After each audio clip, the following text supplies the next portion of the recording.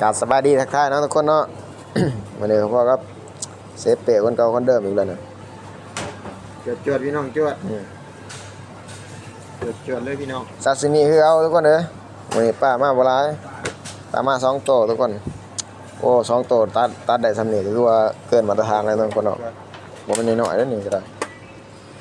สดเลยทุกคนนี่ กล่องนี้เลยพี่น้องเป็นกล่อง 10 ชิ้นเนาะทุกคนเนาะ10 ชิ้นน้ำหนักเท่าไหร่130 กรัมบ่ เดี๋ยวแต่เมาเนี่ย 180 บาท เมาค้างมาก200 เท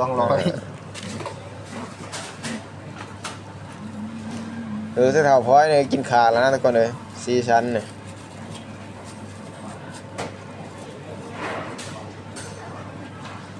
จัดเลี้ยงขาวเรื่องเนาะทุกคนเนาะมือแรงสิไปใช้นะ มาแดงนี่ไปเติมเลยมาแดงนี่ เดี๋ยวไปเติม จวดเลยพี่น้องเลยมาแดงจื้อกัน มาจะขวดมือแรงเนี่ย ตั้งเป้าไว้ว่าผู้ใด10 ขวด เฮ้ยมือแรงแสงจันกูเลยนายพาไปเลี้ยงปกติเขาเลี้ยงปีใหม่เนี่ยมันเลี้ยงหลังปีใหม่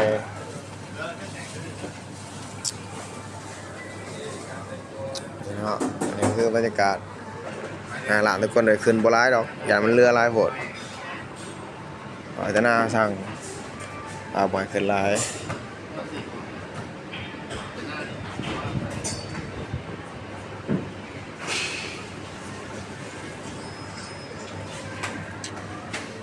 แล้วสาวทุกคน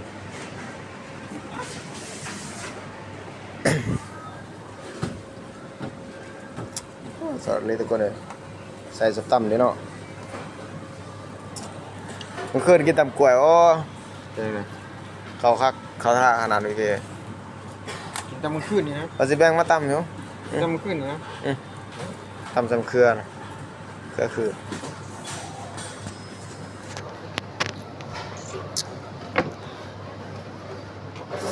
เดี๋ยวอันนี้ก็เดี๋ยวสิสั่งกันได้มายังวะไปสั่งข้าวกล่องว่าบอดีกว่าเอาอันนั้นดีกว่าวะยังวะทดลองโอเคยังวะเนี่ยเขาสแกนคอไหม อ๋อที่ยัน ซ้ายยึดข้อนึกว่าสั่น ฮะ สั่นหรือเปล่า มันก็จะบุคอยบันไดมั้งเพราะ ดีแล้วมันจบแล้ว บ่แล้วเอาโตจำมันนี่ก่อนว่ามันเสร็จได้ทำได้เอาไงในข้อมันก็บ่สั่นบ่ได้ดอกเฮาบ่ได้ถ่ายเวลาเฮาเอาย่างอะไรเนาะเอาไงคือเฮาถ่ายเฉพาะคือช่วงเจ้าเฮ็ดป้ายสิเนาะเฮาก็บันทึกเอาตอนนั้นช่วงที่เฮาย่างเฮาบ่สิเอาตัดออก